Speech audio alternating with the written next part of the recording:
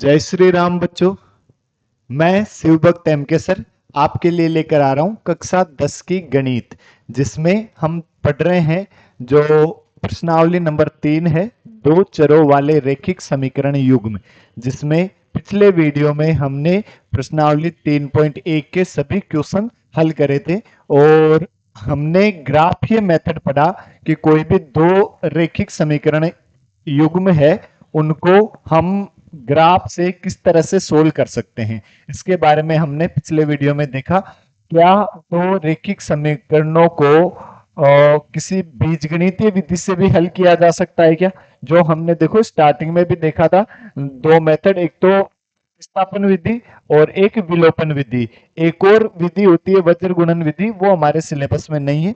पहले हम बात करेंगे प्रतिस्थापन विधि की। ठीक है, तो चलो बिना देरी करे हुए स्टार्ट करते हैं आज का वीडियो। सबसे पहले बात करें एक रैखिक समीकरण युग्म को हल करने की बीजगणितीय विधि। पहली विधि क्या है? प्रतिस्थापन विधि। तो देखो नाम से ही पता चल रहा है प्रतिस्थापित करना, मतलब हमें कोई दो समीकरण दिए हुए होंगे दो रेखाओं के, तो किसी एक समीकरण से या तो x की या तो y की किसी भी एक वेरिएबल की, एक चर की वैल्यू हम दूसरे समीकरण में रख देंगे और उसको हल कर लेंगे। ठीक है, मतलब सिंपल सा मतलब है, दो समीकरण होंगे, एक समीकरण से x का या y किसी भी एक चर का मान दूसरे समीकरण में रख दो। जैसे हम एक उदाहरण लेकर समझते हैं। उदाहरण नंबर 4 जो है वो क्या है? प्रतिस्थापन विधि द्वारा निम्न रैखिक समीकरण युग्म को हल कीजिए। दो समीकरण आपको दिए हुए हैं, इनको हल करना है। तो हमें क्या करना? प्रतिस्थापन विधि द्वारा हल करना है। तो हमें किसी एक समीकरण से x का मान दूसरे समीकरण में रख देंगे। जैसे इसको दे दिया मैंने समीकरण नंबर 1, इसको दे दिया मैंने समीकरण नंबर 2। तो यदि हम बात करें, देखो समीकरण 2 से x बराबर क्या लिखेंगे? इस 2y को उधर भेज दिया तो 3 माइनस का 2y। तो ये x का जो मान है 3 माइनस 2y, ये समीकरण 1 में रख देंगे। तो लिखेंगे क्या? मान समीकरण 1 में, मान समीकरण 1 में। तो यदि आप इसको 1 में रखते हो x की जगह, तो क्या हो जाएगा? 7 गुणा 3 माइनस 2y माइनस के 15y बराबर क्या आ जाएगा हमारे पास? 2। 7 से गुणा करेंगे तो 7 तिया 21 और 7 दूनी 14 y माइनस के 15y बराबर 2। या फिर और बात करें, देखो 21 और ये माइनस के 14y और माइनस के 15y, इन दोनों को यदि हम ऐड कर देंगे तो दोनों को जोड़ेंगे तो कितने हो जाएंगे? माइनस का 29y बराबर का 2। 29y को इधर ले आओ, 2 को उधर भेज दो, तो 21 माइनस 2 बराबर 29y। इधर क्या बचा हमारे पास? 19 और इधर 29y। तो y का मान ये इधर गुणा में है, उधर जाएगा तो किस में आ जाएगा? भाग में आ जाएगा। तो y बराबर हम क्या लिखेंगे? 19/29। ये y का मान आ गया। अब y का मान जब आ जाए तो y का मान किसी भी समीकरण में, चाहे तो समीकरण 1 में रख दो या फिर समीकरण 2 में रख दो, किसी भी एक समीकरण में रख दो और वहां से x का मान पता कर लो। जैसे इसमें रखा, मैं इसमें रख देता हूं समीकरण 2 में। तो मान समीकरण 2 में रखने पर, तो मान समीकरण 2 में रखते हो, यहां रख दो। देखो ये डायरेक्ट सोल्व किया हुआ, तो x बराबर क्या हो जाएगा? 3 माइनस 2 गुणा y का मान क्या है? 19 डिवाइड बाई 29। तो x का मान क्या आ जाएगा हमारे पास? 3 माइनस 19 दूनी 38 बटे 29। इसके बटे में क्या है? 1। तो x का मान, अब ये क्या कह रहा है? चिल्ला चिल्ला के कह रहा है एलसीएम ले लो। तो देखो एलसीएम यदि 1 और 29 का यदि आप एलसीएम लेते हो तो कितना आ जाएगा? 29। 1 का भाग दोगे 29 बार, 29 को 3 से मल्टीप्लाई करोगे तो 29 87, तो 87 और माइनस 29 एकम 29, 1 गुणा 38 कितना? 38।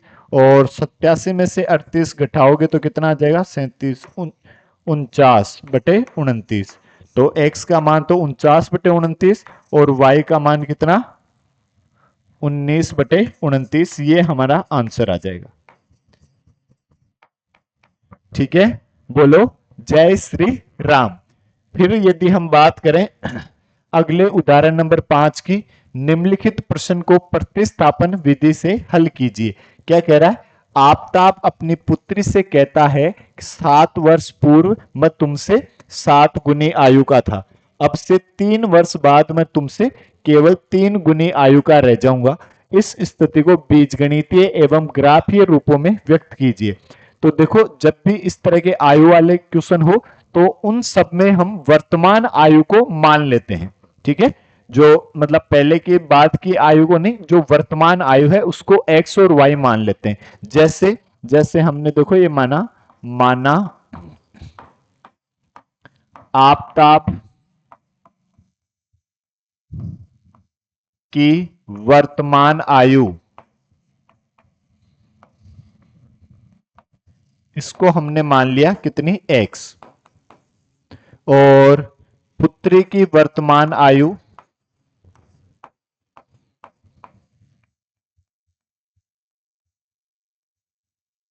इसको हमने मान लिया y।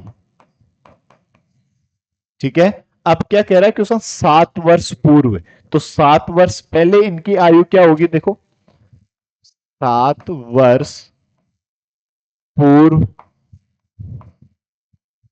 आफताब की आयु,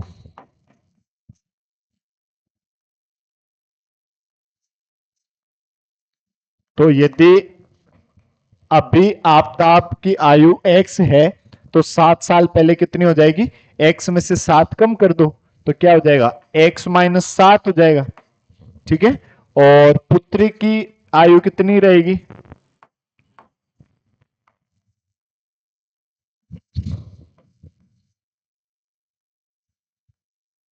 ये क्या होगी? y minus 7। भाई अब जैसे मान लो इनकी x और y है तो 7 साल पहले कितनी हो जाएगी? x माइनस 7 और y की y माइनस 7। ठीक है, अब ये कह रहा है कि देखो प्रश्नानुसार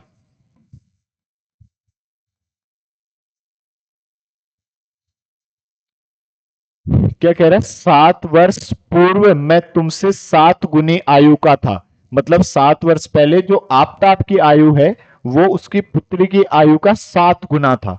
तो हम क्या करें? उसकी पुत्री की आयु को 7 से गुना कर देंगे तो आफताब की उम्र के बराबर आ जाएगी। मतलब कि जो x माइनस 7 है ये बराबर होगा किसके? उसकी पुत्री की आयु को 7 से गुणा करेंगे उसके y माइनस 7। ठीक है, ये समीकरण पहला समीकरण आया। इसको आगे और सोल्व करते हैं तो देखो क्या हो जाएगा? x माइनस 7 बराबर 7 से गुणा किया तो 7y माइनस का 49। ठीक है, इस 7 को भी इधर भेज दो तो x बराबर क्या आ जाएगा हमारे पास? 7y माइनस के 49 प्लस का 7, या फिर x बराबर 7y और माइनस 49 प्लस 7 कितना हो जाएगा? माइनस का 42। इसको दिया मैंने समीकरण नंबर 1। ठीक है, और फिर क्या कह रहा है? देखो 3 वर्ष बाद, अब बात करते हैं हम 3 वर्ष बाद की। तो आफताब की आयु कितनी हो जाएगी 3 वर्ष बाद?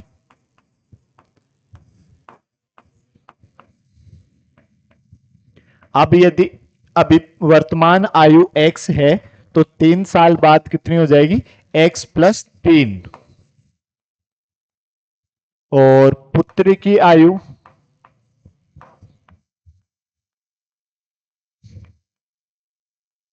ये कितनी हो जाएगी? y plus 3। अब ये क्या कह रहा है कि अब से 3 वर्ष बाद मैं तुमसे केवल 3 गुनी आयु का रह जाऊंगा। कि मतलब जो आफताब की आयु है वो उसकी पुत्री की आयु की 3 गुना रहेगी। तो मतलब हम क्या लिखेंगे? x प्लस 3 उसकी पुत्री की आयु को 3 से गुणा कर देंगे तो वो आफताब की आयु के बराबर आ जाएगा।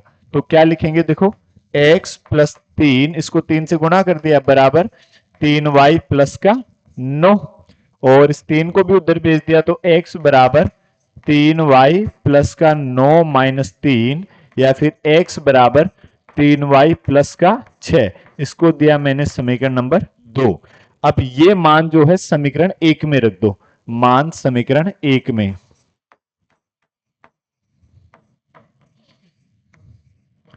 x की जगह रखेंगे 3y प्लस 6 बराबर 7y माइनस का 42। 42 को उधर भेज दो, 3y को इधर ले आओ, तब क्या आ जाएगा हमारे पास? देखो 42 को उधर भेजेंगे तो ये प्लस का हो जाएगा,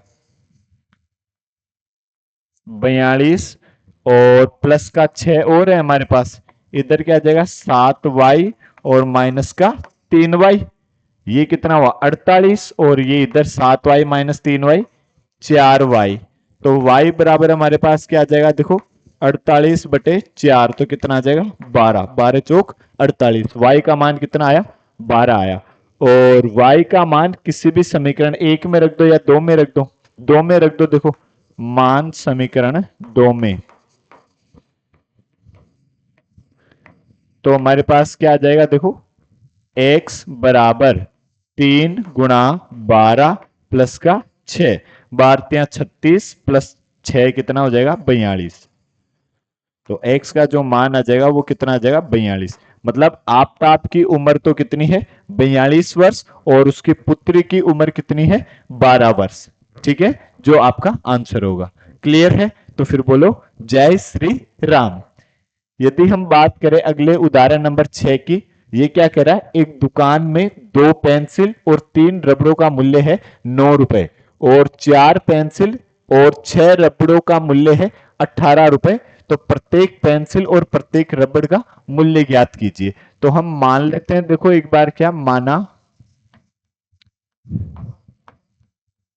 एक पेंसिल का मूल्य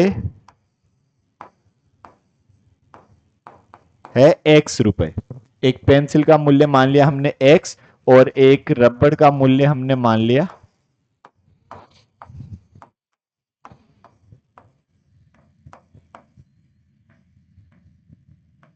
ये है y रुपए। ठीक है, अब क्या कह रहा है? देखो प्रश्नानुसार,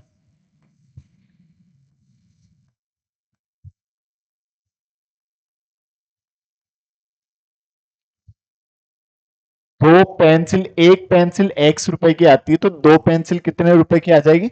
2x की,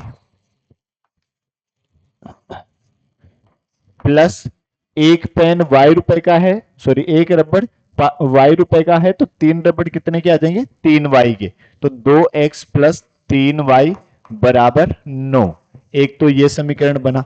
यदि हम इसकी बात करें 4 पेंसिल 6 रबड़, तो 4 पेंसिल 4x प्लस 6y बराबर क्या दिया हुआ है आपको? 18 रुपए। ठीक है, तो ये आपके पास दो समीकरण बने।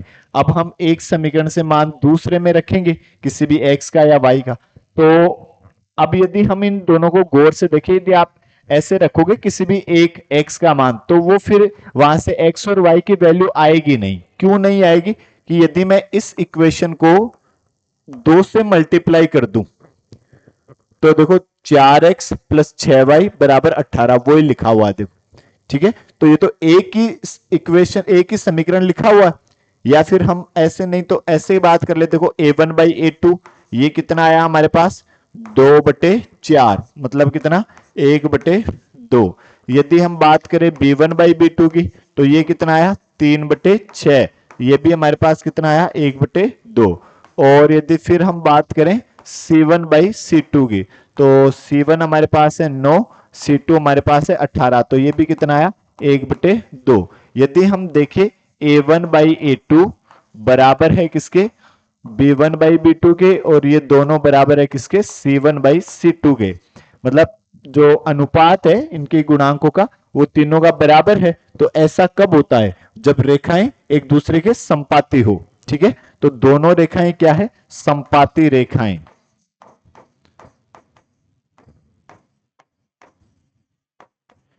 और यदि रेखाएं संपाती है, तो उसके अपरिमित रूप से अनेक हल होंगे। ठीक है, अनंत हल होंगे। अनंत हल कैसे? अब इसके अनंत हल होंगे, मतलब आप इसमें x का कोई भी मान रख दो और y का मान पता कर लो।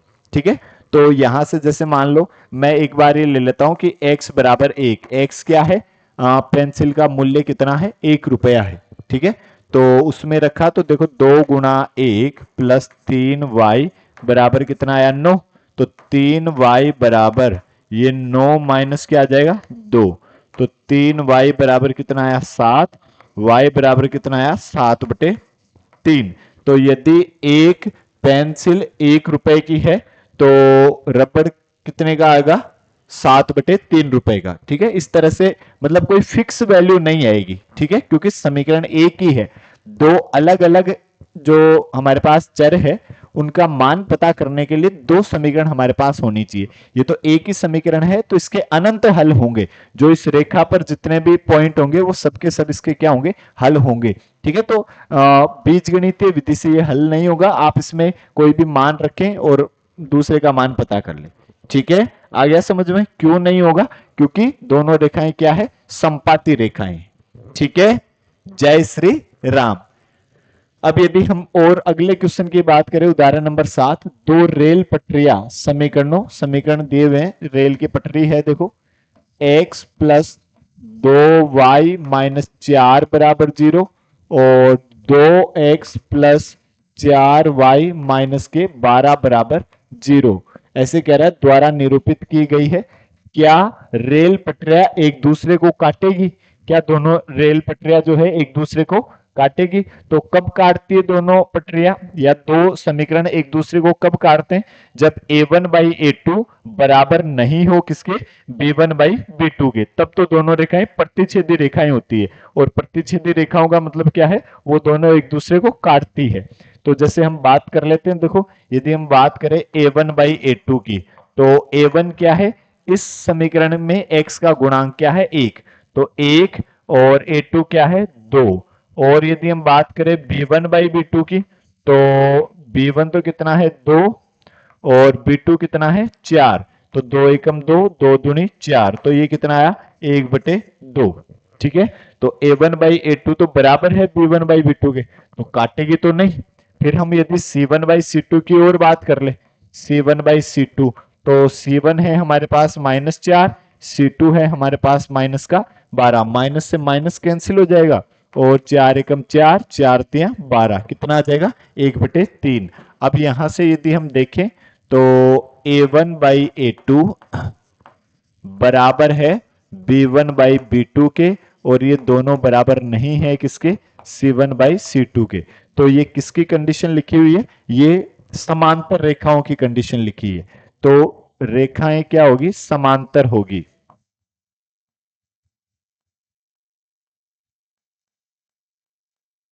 रेखाएं एक दूसरे के क्या होगी? समांतर होगी। और समांतर होगी तो दोनों पटरियां एक दूसरे को नहीं काटेगी, दोनों एक दूसरे के बराबर दूरी पर चलेगी। ठीक है, आ गया समझ में? तो ये काटने की बात कर रहा था तो हम कह देंगे कि दोनों रेखाएं एक दूसरे को नहीं काटेगी। ये आपके उदाहरण जो प्रश्नावली 3.2 है उसके उदाहरण कंप्लीट हुए, और अगले वीडियो में हम प्रश्नावली 3.2 के सभी क्वेश्चन सोल्व करेंगे। तब तक के लिए जय श्री राम, जय महाकाल, हर हर महादेव। और चैनल को लाइक करें, शेयर करें, सब्सक्राइब करें और कमेंट में जय श्री राम लिखें, जय महाकाल लिखें, हर हर महादेव लिखें। जय हिंद, जय भारत।